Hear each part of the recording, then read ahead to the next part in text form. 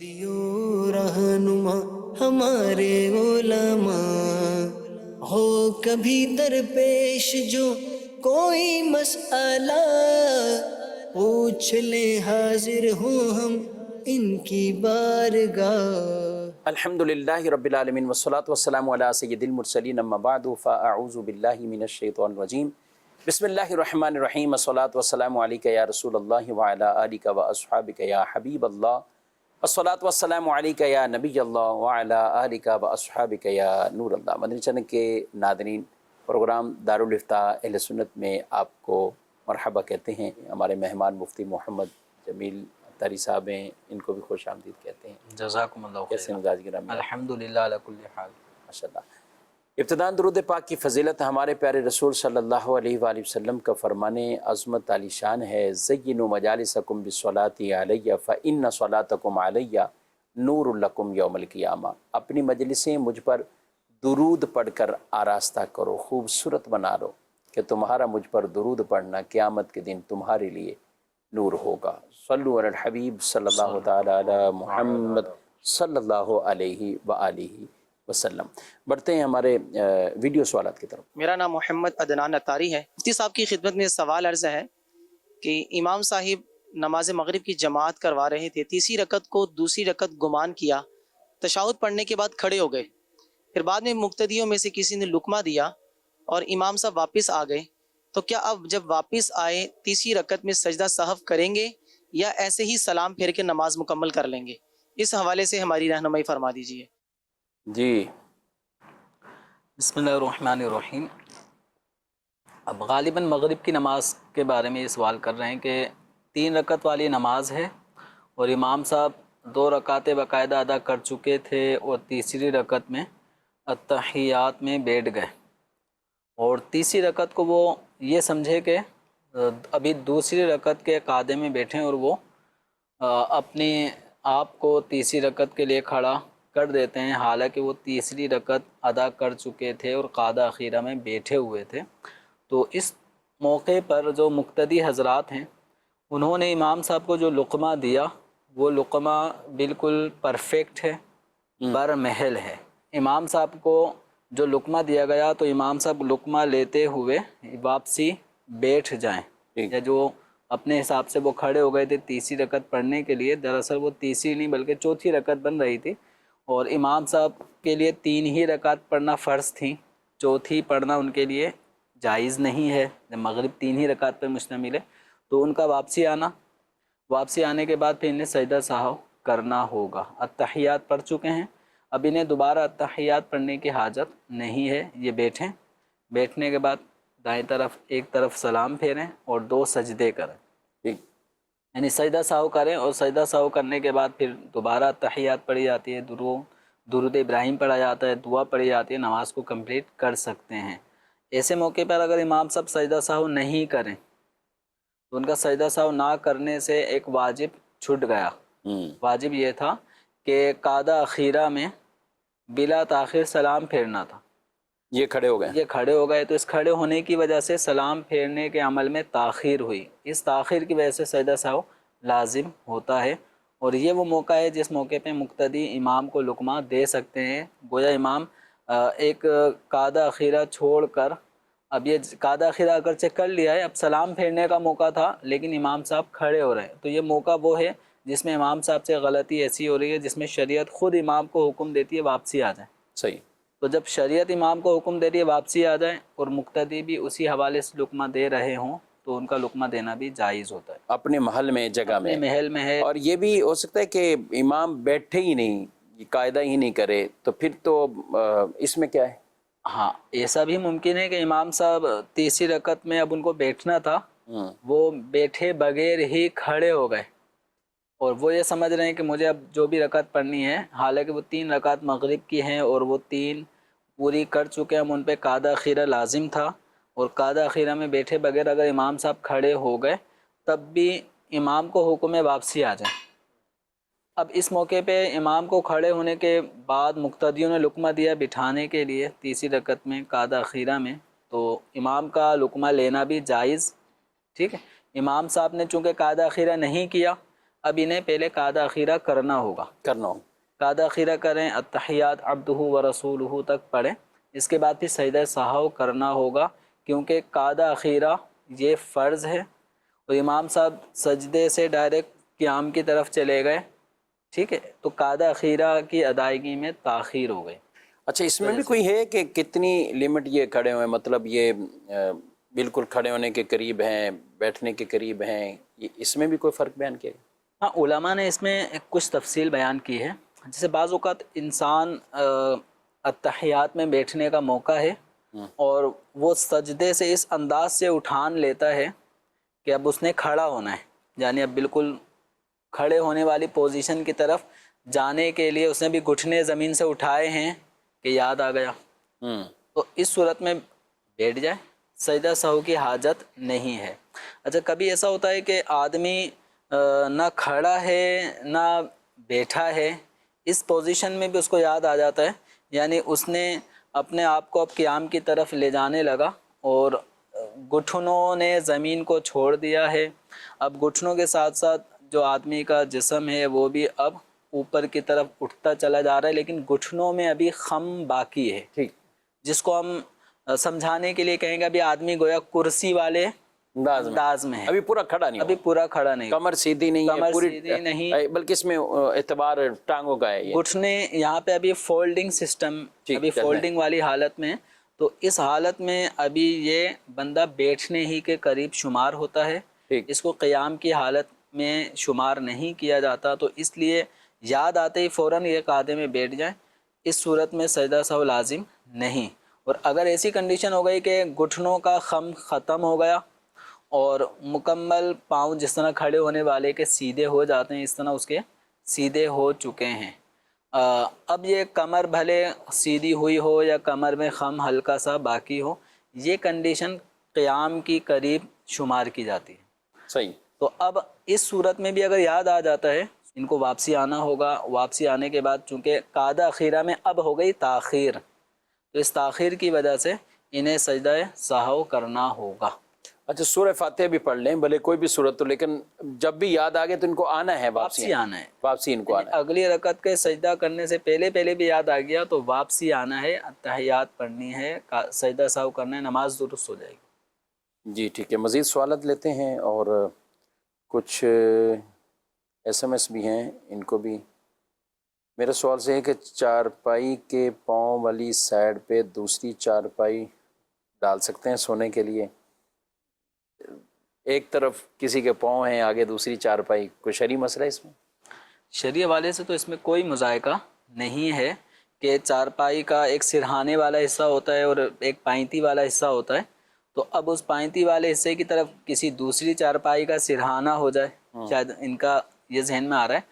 تو شرعی حوالے سے اس میں کوئی بے ادبی یا کوئی ایسی چیز خرابی یا فساد کی نہیں ہے یا اس کے نتائج برے نکلیں گے، تو ایسی کوئی اگر سوچ دل میں کسی کی آ رہی ہے تو ایسا بھی معاملہ نہیں ہے. اور عام طور پہ لوگ بڑوں کے لیے یہ ظاہر ہے کہ اپنے پاؤں کی طرف کسی کے والد یا والدہ کی چارپائی ہو یا اس طرف پاؤں ہو رہے ہوں، وہ ایک الگ معاملہ ہے کہ ادباً والد صاحب کو ایسی جگہ پہ لیٹنے بیٹھنے سونے کی جگہ نہ بنائی جائے جہاں آپ کے پاؤں ہوتے ہیں. جی ہاں. تو عام طور پہ جیسے سفر کے دوران اس طرح کی بعض اوقات، جیسے ایک روم ہے 3-4 بیڈ اس میں ہیں، اب اس میں بعض اوقات بیڈ کی لوکیشن اس طرح بنی ہوئی ہوتی ہے کہ کسی کا پاؤں کسی کا سر، تو اس کے اندر یہ غالباً ادب کا پہلو ہمیں رکھنا چاہیے کہ بڑوں کی طرف اگر وہ بیٹھے ہوئے ہوں پاؤں نہ پھیلائیں، کہ ہماری شریعت مطہرہ چونکہ ہمیں ادب سکھاتی ہے اور ہمارا عرف مسلمانوں کا یہ ہے کہ بڑوں کی طرف پاؤں نہیں پھیلاتے، بڑوں کے چہرے کی طرف بھی پاؤں کو نہیں پھیلایا جاتا. تو ان آداب کا بھی ہمیں خیال رکھنا چاہیے. ٹھیک ہے جی، مزید سوال. مفتی صاحب کی بارگاہ میں میرا سوال یہ ہے کہ ظہر کی سنت قبلیات میں تیسری رکعت میں بندہ سورت ملانا بھول جائے اور رکوع میں چلا جائے تو کیا وہ سجدہ سہو کرے تو نماز ہو جائے گی یا پھر واپس آ کر سورت ملانا ہوگی؟ اور اگر سجدہ سہو بھی کرنا بھول گیا اور سورت ملانا بھول گیا، فرض پڑھ کر بعد میں یہ بات یاد آئی کہ میں نے غلطی کی تھی، تو اس صورت میں کیا کرے؟ مزید سوال. دارالفتہ اہل سنت میں سوال یہ ہے کہ نمازی کے آگے سے گزرنے کا طریقہ کیا ہے؟ اگر کوئی شخص نمازی کے بالکل سامنے بیٹھا ہو تو وہ اگر دائیں طرف نماز پڑھ رہا ہے تو اس کے دائیں طرف ہو جائے یا بائیں طرف؟ دوسرے نمازی کے آگے سے نہ گزرنے میں حکمت کیا ہے؟ گزرنے کا طریقہ پوچھ رہے ہیں، نمازی کے آگے سے گزرنے کا۔ بہرحال جو انہوں نے مسئلہ پوچھا، اور کئی ہماری عوام اس میں شاید اس کو بھی گزرنا ہی شمار کرتے ہیں، بیٹھے رہتے ہیں۔ ہاں تو بیٹھے رہتے ہیں۔ اچھی بات ہے ویسے کہ کئی اور کے لیے تو سترا بن جاتے ہیں، یوں یہ اچھی بات ہے۔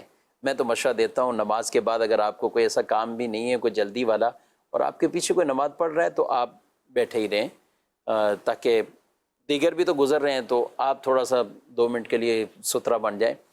لیکن آپ بیٹھے ہوئے ہیں، اس کو جانا ہے تو وہ دائیں طرف نکل جائے بائیں طرف، تو یہ کوئی گزرنے میں آئے گا؟ بالکل عین نمازی کے سامنے کوئی شخص بیٹھا ہوا ہے، جیسے عام طور پہ یہ ہوتا ہے کہ مسبوق اپنی رکعتیں پوری کر رہا ہے اور جو امام صاحب کے ساتھ جماعت میں شریک تھے وہ نماز پڑھ چکے ہیں، لوگ اٹھنا شروع ہو چکے ہیں۔ اب یہ جب پیچھے مڑ کے دیکھتے ہیں تو بالکل بیائی نہیں، ان کے پیچھے ایک شخص اپنی رکعتیں پوری کر رہا ہے۔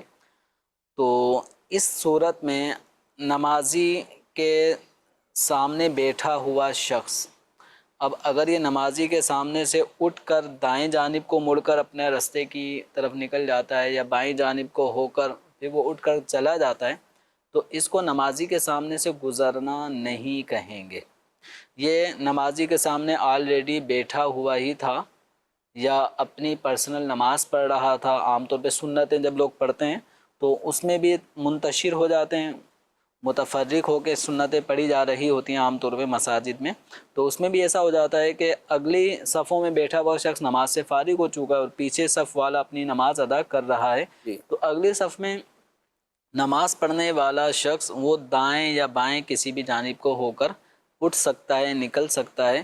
اس کے اس عمل کو نمازی کے سامنے سے گزرنا نہیں کہلائیں گے۔ بعض نمازی جنہیں شرعی مسئلہ معلوم نہیں ہوتا وہ شاید اس معاملے میں سمجھتے ہیں کہ ہمارا دائیں یا بائیں کو ہونا ناجائز ہے، کہ یہ کہیں نمازی کے سامنے سے گزرنا نہ کہلائے۔ تو یاد رکھیں اس کو نمازی کے سامنے سے گزرنا نہیں کہلائیں گے۔ جو نمازی کے سامنے سے گزرنے کی وعیدیں ہیں وہ اس شخص پر لاگو نہیں ہوتی، کیونکہ اس کو گزرنا کوئی بھی ہٹنا کہیں گے، اس کو ہٹنا کہیں گے، ہٹنا کہیں گے، کراس کرنا نہیں کہا جائے گا۔ کسی کے سامنے سے گزرنا جس کو نا حدیث شریف میں جو الفاظ ہیں وہ مرہ وغیرہ مرور کے الفاظ ہیں، تو گزرنا، تو گزرنا اسی کو کہتے ہیں کہ کسی کے سامنے سے آپ بالکل ہو کر گزر جائیں۔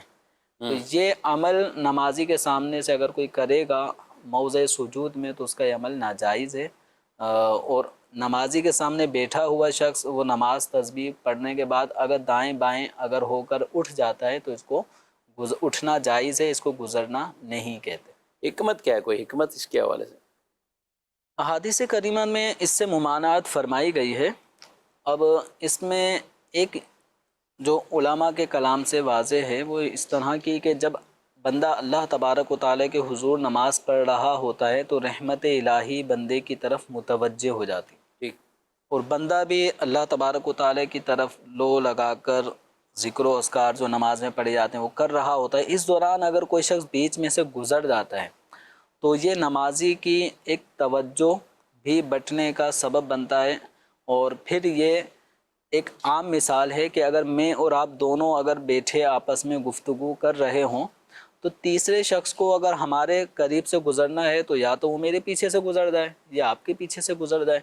اب وہ آدمی میرے اور آپ کے درمیان جبکہ پیچھے جگہ بھی موجود ہیں، وہ ہم دونوں کے درمیان گفتگو کے موقع پر بیچ میں سے گزرتا ہے تو یہ ہمارے گفتگو میں ایک قطع کلامی کا سبب بھی بن جاتا ہے۔ تو یہ چیز ایک عام آدمی پسند نہیں کرتا کہ جب 2 آدمی بات کر رہے ہوں تیسرا بیچ میں بار بار آئے جائے، تو یہ چیز پسند نہیں کی جاتی، عرف ادب کے خلاف ہے۔ تو جب بندہ نماز پڑھ رہا ہوتا ہے تو اس کی بھی لو اللہ تبارک و تعالیٰ کی طرف لگی ہوتی ہے، رحمت الہی اس کی طرف متوجہ ہوتی ہے، یہ طلبگار ہے، وہاں سے عطاؤں کا سلسلہ جاری ہے، اور ایک آدمی بیچ میں سے نمازی کے سامنے سے موضع سجود میں ہو کر گزر رہا ہے تو یہ انقطاع کا باعث بنتا ہے، نمازی کی توجہ بٹنے کا سبب بنتا ہے۔ اور توجہ جتنی آدمی کی نماز کی طرف ہوتی ہے رحمت الہی اتنی آدمی کی طرف متوجہ ہو رہی ہوتی ہے۔ موضع سجود اس میں کتنی، یعنی موضع سجود کا مطلب یہ ہے کہ نمازی جس جگہ نماز پڑھ رہا ہے، عام طور پہ ایک تو وہ سجدے کی جگہ ہوتی ہے جس کو موضع سجود بھی کہا جاتا ہے، سجدہ کرنے کی جہاں اس کو نگاہ رکھنی ہے. جہاں اس کو نگاہ رکھنی ہے. لیکن یہاں پر نمازی کے سامنے سے گزرنے کے موقع پر جو علماء کے کلام میں لفظ آتا ہے موضع سجود، تو اس کا مطلب یہ ہوتا ہے کہ ایک آدمی خاشعانہ طور پر نماز پڑھ رہا ہو، یعنی سجدے کی جگہ پر اس کی نگاہیں موجود ہوں. تو عام طور پہ 2 صفوں تک کا جو ایریا ہوتا ہے، نمازی جس صف میں نماز پڑھ رہا ہے اس کے علاوہ آگے، اس سے آگے، گویا جس صف میں نماز پڑھا وہ اس سے آگے دوسری اور تیسری یوں لے لیں، یا جس جگہ وہ سجدہ کرتا ہے اس سے آگے پہلی اور دوسری صف. تو یہ 2 صفیں عام طور پہ اتنا ایک دائرہ بنتا ہے کہ آدمی کی نظر میں اتنی جگہ تو آ رہی ہوتی ہے، اور اس سے آگے تیسری چوتھی پانچویں صف، اتنے فاصلے پہ عام طور پہ خاشعانہ طور پہ نماز پڑھنے والے کی نظر اٹھتی بھی نہیں ہے، اور اس کو وہ چلت پھرت بھی لوگوں کی نظر نہیں آتی. تو اگر ہم کسی میدان میں نماز پڑھ رہے ہوں، یا عام طور پہ بعض اوقات عید یا جمعہ کثیر ہونے کی وجہ سے بھی لوگ باہر روڈ پہ نماز پڑھ رہے ہوتے ہیں، تو ایسی جگہوں پر یا مسجد کبیر ہو، یعنی مسجد حرام ہے، مسجد نبوی شریف ہے، تو یہ چونکہ بڑی مساجد ہیں، تو یہاں پر بھی اگر کوئی شخص نماز پڑھ رہا ہے تو ان بڑی مساجد کے اندر بھی نمازی کی صف کو چھوڑ کر آگے کی 2 صفیں، ان کو چھوڑ کر تیسری چوتھی صف سے اگر کوئی نمازی کے سامنے سے گزرنا چاہتا ہے تو وہ گزر سکتا ہے، اس کا یہ عمل گناہ نہیں ہے. البتہ مسجد جو چھوٹی مساجد ہوتی ہیں ان کا حکم یہ ہے کہ جس جگہ آدمی نماز پڑھ رہا ہے اس جگہ سے لے کے آگے جو بھی دیوار آ رہی ہے، تو وہاں چاہے تک 10 صفوں کا فاصلہ ہو، 5 صفوں کا فاصلہ ہو، تو اس کے آگے سے گزرنے کی اجازت نہیں ہے. صحن میں کوئی نماز پڑھ رہا ہے تو برآمدے میں پلر ستھرا نہ ہونے کی صورت میں کوئی یوں نمازی کے سامنے سے برآمدے میں سے بھی نہیں گزر سکتا. تو ان چیزوں کا ہمیں خیال کرنا چاہیے. اور چھوٹی مسجد سے مراد یہ یعنی بڑی مسجد، مسجد حرام اور مسجد نبوی شریف. جی ہمارے ملک میں یا ہم کہیں کہ بالفرض ہم کہیں کہ عالمی مدنی مرکز فیضان مدینہ ہے، تو صفوں کے آگے سے نمازی کے آگے سے گزرنے کے حوالے سے یہ مسجد کبیر کے حکم میں نہیں. یہ ایک مثال دی ہے. اب آپ اپنی مساجد کو یوں آپ ان پر سمجھ لیں کہ وہ کتنی مسجدیں ہوں گی. تو ہمارے علماء نے جو بطور خاص جو مسجد کبیر کے حوالے کا، اور اب فی زمانہ مفتیان کرام نے فتویٰ دیا ہوا ہے ایک مسجد حرام شریف اور مسجد نبوی شریف، مسجد کبیر کے حکم ہے، اور وہ بھی 3 صفوں کا یعنی 3 گز کا. کوشش کریں وہاں پہ بھی کچھ. مسجد نبوی شریف میں تو کافی ایسا ہوتا ہے کہ بآسانی کچھ سترے کی آرٹ مل جاتی ہے، وہاں پہ اور پلرز وغیرہ پلرز اور یہ چیزیں، لیکن اور پھر بھی ایک تعداد ہے جو ایسا لگتا ہے کہ وہاں نمازی کے سامنے سے گزرنے کی گناہ نہیں سمجھا جاتا، گناہ ہی نہیں مطلب سمجھا یا سوچ ہی نہیں. بالکل نمازی جس صف میں نماز پڑھ رہے میں ہیں گزر اسی میں سے سامنے سے گزر جاتے ہیں. تو یاد رکھیں نمازی کے سامنے سے گزرنے کی ایک صورت ہے کہ جب بندہ مسجد حرام میں نماز پڑھ رہا ہو اور کوئی شخص طواف کر رہا ہے، تو دوران طواف وہ نمازی کے سامنے سے بھی اگر گزر رہا ہے تو گناہ گار نہیں ہے، کیونکہ وہ بھی طواف کا نماز یہ میں طواف بھی نماز عبادت گئی نہیں. نماز کے حکم میں ہے، تو اس وجہ سے وہ گناہ گار نہیں ہے. اس کے علاوہ بھی مسجد حرام میں جس صف میں آدمی نماز پڑھ رہا ہے اسی صف کے اندر سے سامنے سے گزر جانا یہ جائز نہیں ہوگا. اس کی احتیاط کرنی. اور ویسے بھی طواف سے جو فارغ ہو کر وہاں پر نمازیں پڑھتے ہیں تو ان کو بھی تھوڑا سا اس طور پر دیکھنا چاہیے کہ ہم ایسی جگہ پہ پڑھ رہے ہیں کہ لوگ آ کر آگے وہ دھڑ دھڑ گزر رہے ہیں اور جگہ ہی وہ ایسی ہے. اچھا طواف میں تو ایک سرکل یہ نا کہ طواف جو کر رہا ہے باقاعدہ جو طواف کی نیت سے ہی وہ چکر لگا رہا ہے اور طواف کر رہا ہے. اب انٹر ہوئے اور ان کو جا کے حجر اسود پہ طواف شروع کرنا ہے، تقریباً 100-200 قدم چلنا ہے. اب یہ جو پورا ایریا ہے ایک طرح کا، اور یہاں ٹھیک ٹھاک لوگ نماز پڑھ رہے ہوتے ہیں، نماز کی جگہ بھی خاص ہو جاتی ہے پھر عام طور کہ یہ نماز پڑھ رہے تو اب ان کو بھی اس طور پر خیال کرنا ہوگا. کسی دوسرے کو ستھرا بنا کر بھی ترکیب کر سکتے ہیں اس میں کہ نہیں وہ رش کے اندر ہی خود چلا گیا اپنے آپ کو، تو ان لوگوں کو اس نے اپنا حائل بنا لیا، ستھرا بنا لیا کہ جو آلریڈی طواف کی نیت سے کر رہے ہیں. پھر جب حجر اسود کے اس میں جائے تو اپنے طواف کی نیت. بہرحال احتیاطیں اور مسائل یاد ہوں اور پتہ بھی ہے کہ ذہن بھی ہو کہ عمل بھی کرنا ہے تو پھر راستے بن جائیں گے. پھر اس کے لیے راستے بھی آسان ہیں اور وہ کر بھی لے گا. لیکن جب یہ چیزیں نہیں ہوتی تو پھر عام طور پہ انسان جو ہے وہ غفلت کا شکار ہو جاتا ہے. اس کا خیال رکھنا چاہیے۔ مزید آپ کے سوال۔ سلسلہ دارالاسلام میں مفتی صاحب کی خدمت میں سوال ہے کہ حضور عموماً مساجد اور گھروں کے اندر وضو کے لیے جو پانی گرم کیا جاتا ہے، کئی بار اتنا پانی گرم ہو جاتا ہے کہ اس کو استعمال کرنا مشکل ہو جاتا ہے۔ اب اتنے گرم پانی سے وضو کرنا کیسا؟ کہتے ہیں کہ ٹھنڈے پانی سے وضو کریں تو اس کا ثواب بھی زیادہ ہوتا ہے۔ رہنمائی ارشاد فرمائیں، جزاک اللہ خیر۔ جی، پانی گرم موجود بھی ہے پھر بھی ٹھنڈے پانی سے کرنا ہے؟ دیکھیں، ایسا نہیں ہے کہ گرم پانی سے وضو کرنے کا کوئی ثواب نہیں ہے اور ٹھنڈے پانی سے وضو کرنے کا ثواب زیادہ ہے۔ اصل ہے کہ سردی کا موسم ہے اور سردی کے موسم میں طبعی اعتبار سے آدمی پانی سے تھوڑا سا بچتا ہے، اوائڈ کر رہا ہوتا ہے، لیکن نماز کے لیے وضو کرنا ضروری ہے، فرض ہے، اور اس کا وضو نہیں ہے تو اب اسے وضو کرنے کی طرف جانا ہے۔ اب اس موقع پہ ٹھنڈا پانی ہے، موسم ٹھنڈا ہے اور اس کو یہ ایک طرح سے نفس کی پوری کاٹ کرتے ہوئے اب یہ جو ٹھنڈے پانی سے وضو کر رہا ہے تو وضو کرنا اس کے لیے شاک ہے، نفس پہ گرا ہے، گزر رہا ہے، لیکن اب یہ ٹھنڈے پانی سے وضو کرتا ہے تو اس کیفیت میں جو عمل جتنا دشوار ہوتا ہے اتنا اس کا اجر و ثواب زیادہ ہو جاتا ہے۔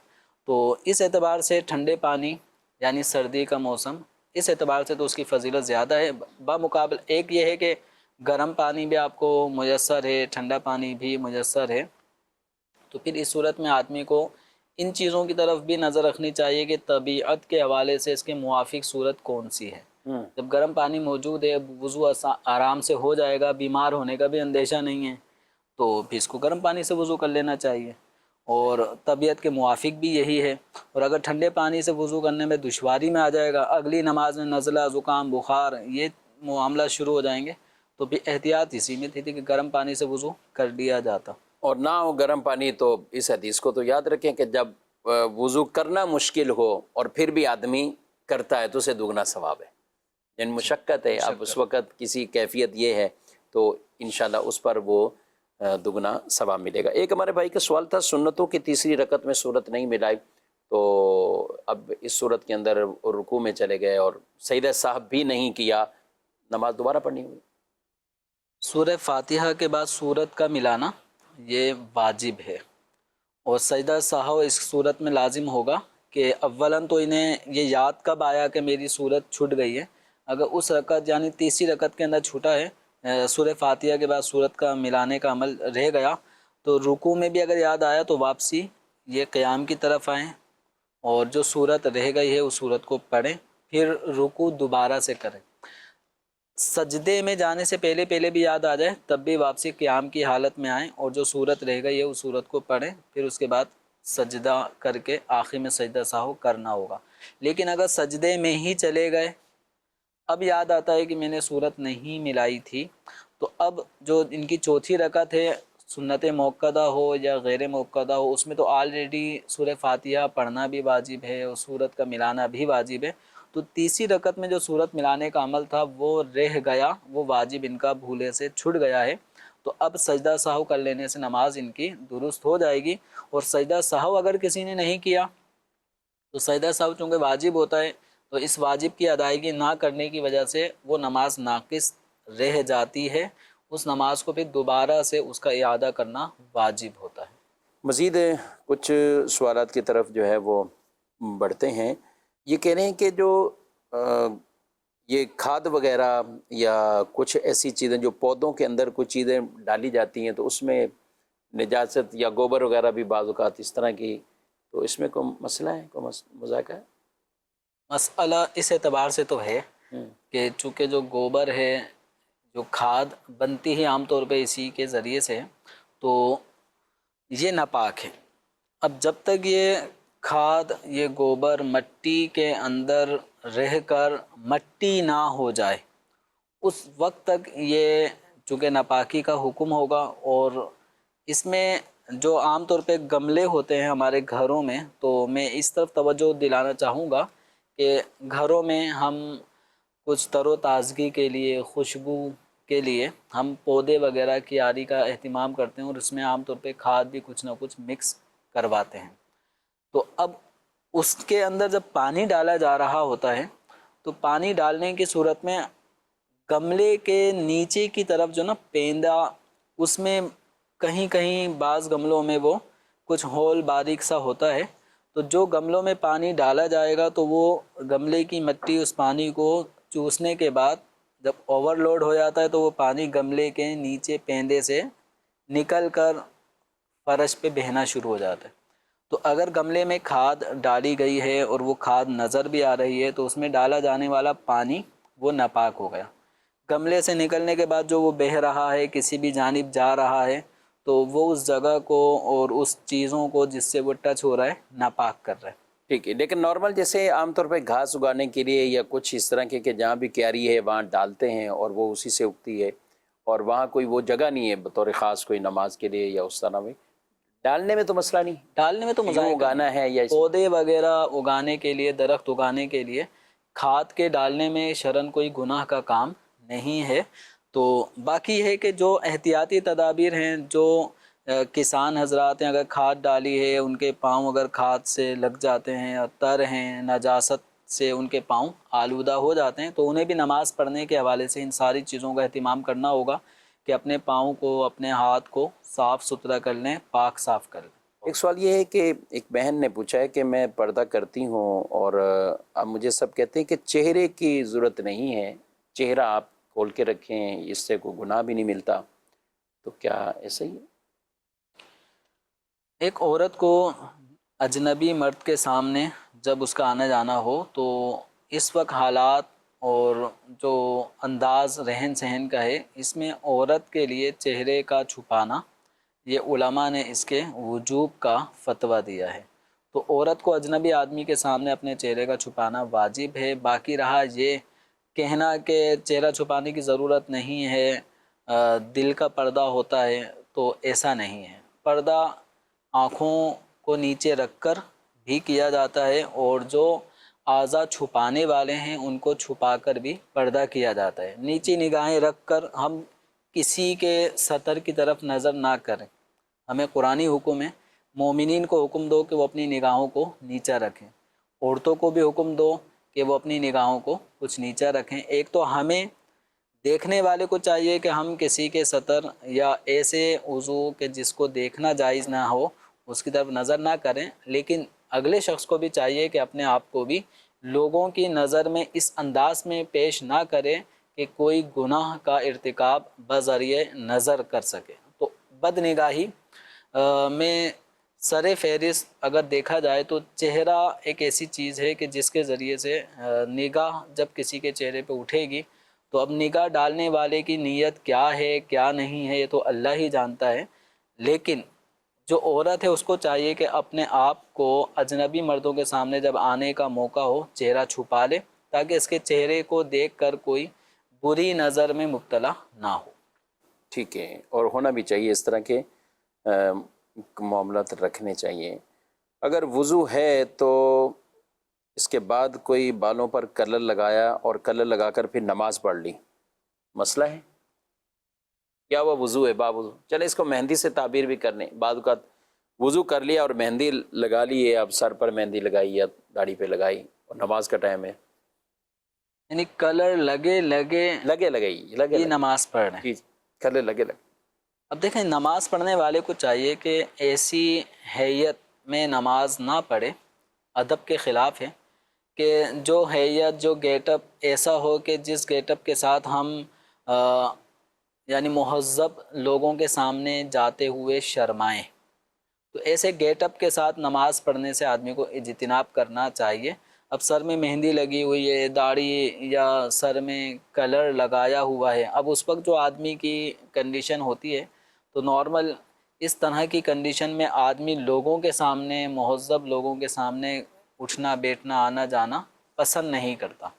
تو جب نماز پڑھنے کے لیے اللہ تبارک و تعالیٰ کے دربار میں حاضر ہوں تو بھی اس بات کا اہتمام کریں کہ ہمارا چہرہ، ہمارے بال، ان سے کلر ہم دھو چکے ہوں اور پھر اچھی حالت میں اللہ تبارک و تعالیٰ کے دربار میں حاضر ہوں، ورنہ کلر لگی ہوئی حالت میں آدمی خود اپنے آپ کو دیکھے، آئینہ سامنے رکھنے کی صورت میں خود فیصلہ کر سکتا ہے کہ یہ اس وقت کنڈیشن ایسی نہیں ہے کہ میں نماز کے لیے اللہ تعالیٰ کے دربار میں حاضر ہوں، کیونکہ اس انداز میں گلی میں بھی نہیں جا سکتا. جی ہاں بالکل.